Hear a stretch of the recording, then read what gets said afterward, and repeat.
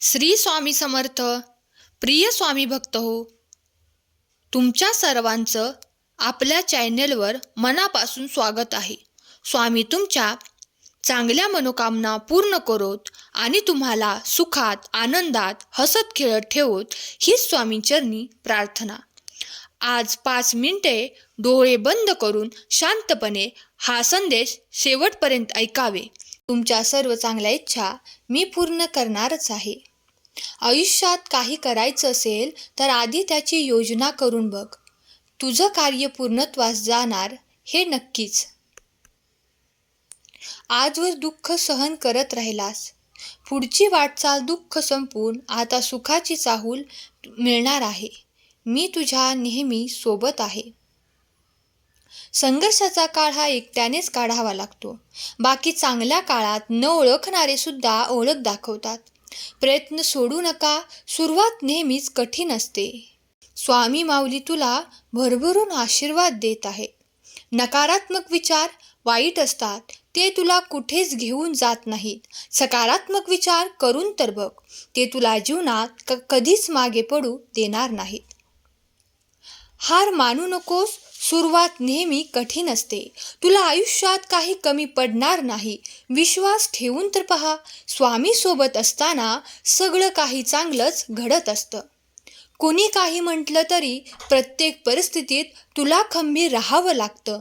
तुझा अनुभव पाठीशी असेल तर अशक्यही शक्य होत असतं. बाळा, जे घडतं ते चांगल्यासाठीच घडत असतं. आता एक दुःख मिळालं असलं तरी पुढे एक आनंद मिळणारच असतो. लक्षात ठेव, मार्ग चालतानाही एक पाऊल पुढे तर एक मागे पडत असतं. आज तू हा संदेश ऐकलास, मला आनंद झाला. तुला कायम सुखी राहण्याचं वरदान मी देत आहे. हाक दे केव्हाही, तुझ्या हाकेला मी धावून येत आहे. जे सत्य आहे, तुझ्या हिताचं आहे, तेच मी तुला सांगत आहे. सृष्टी निर्माण करणाऱ्याला देव म्हणतात आणि आपल्या संकटांना हरवणाऱ्यांना ब्रह्मांड नायक म्हणतात. स्वामी सदैव आपल्या पाठीशी आहेत. सतत काळजी करणं सोडून दे. मनस्ताप कोणाला चुकलाय, तो आयुष्याचा एक भागच आहे. संयम ठेवलास तर तडा गेलेलं काचेचं भांड पण तसंच राहतं. त्याचा उपयोग पाणी भरण्यासाठी नाही झाला तर फुले ठेवण्यासाठी होतात. बाळा, जरी शिकली नाही आई तरी तुझ्या आयुष्याचा ती उद्धार करी. कधीच अंतर देऊ नकोस तिला. आहे तिच्या ममतेची थोर पुण्य आई. प्रत्येक सूर्योदयाला स्वामी समर्थ ध्यान कर. हा संदेश ऐकल्यावर श्री स्वामी समर्थ टाईप कर. तुझ्या या भावनेमध्येच तू दिलेला आदर असतो. दुसऱ्यांना देण्यासाठी मन खूप मोठं असावं लागतं. तू मोठा असून उपयोगाचं नसतं. दुःख करत राहू नकोस. तुला पावलोपावली अडचणी आहेत. तू मार्ग चालत राहा. मग बघच, तुझी अडचण मी दूर करणारच आहे. माझ्या मुला, मला तुला एक गोष्ट सांगायची आहे. म्हणून न विसरता आज माझा संदेश दुर्लक्ष करू नका. कारण मला जे सांगायचे आहे ते ऐकणे आणि सांगणे तुमच्यासाठी महत्त्वाचे आहे. जर तुमचा देवावर विश्वास असेल तर आत्ताच आपला व्हिडिओ लाईक करा. माझ्या मुला, काही गोष्टी अशा आहेत ज्या मी तुला अनेकदा सांगतो. वेळेचा बदल निश्चित आहे. प्रत्येक वेळ मजबूत असेल असे नाही आणि प्रत्येक वेळ कठीण असेल असेही नाही. ज्याप्रमाणे दिवस आणि रात्र बदलणे आवश्यक आहे, त्याचप्रमाणे हा बदलही जीवनात आवश्यक आहे, जेणेकरून वेळोवेळी ते अधिक मजबूत होईल. आज मी तुम्हाला सांगणार आहे की तुम्ही स्वतः तुमची सर्व कामे कशी खराब करता आणि तुमची तयार केलेली कामे कशी खराब होतात. हे प्रिय आत्मा, तुझ्या कृती तुझ्या जीवनासाठी किती आवश्यक आहेत हे तुला आता समजले पाहिजे. माझे नाव समर्थ आहे आणि कार्य पूर्ण करण्यासाठी सर्व प्रकारची सुख आणि शांती माझ्या नावात आहे.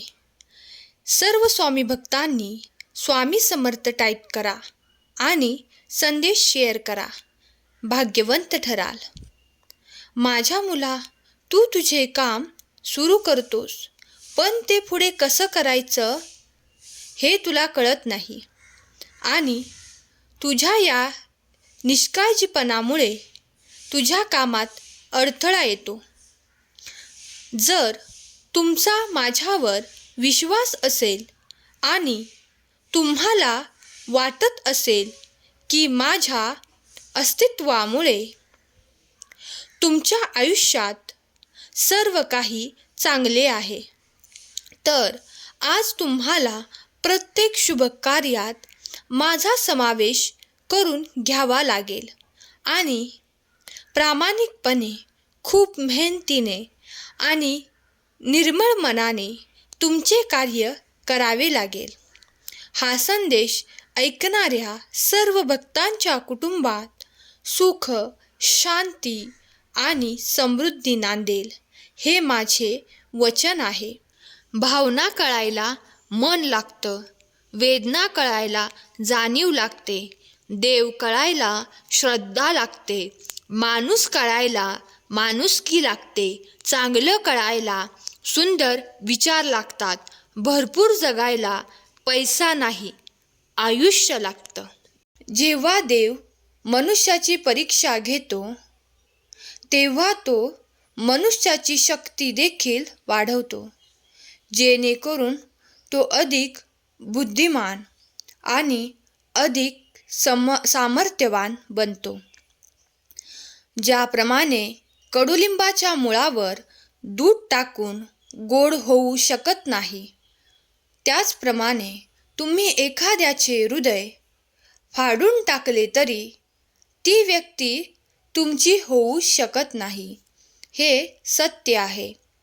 तुम्ही आयुष्यात इतके व्यस्त होऊ शकता की तुमच्याकडे पश्चाताप, दुःख, द्वेष, भीती यासाठी वेळच उरणार नाही.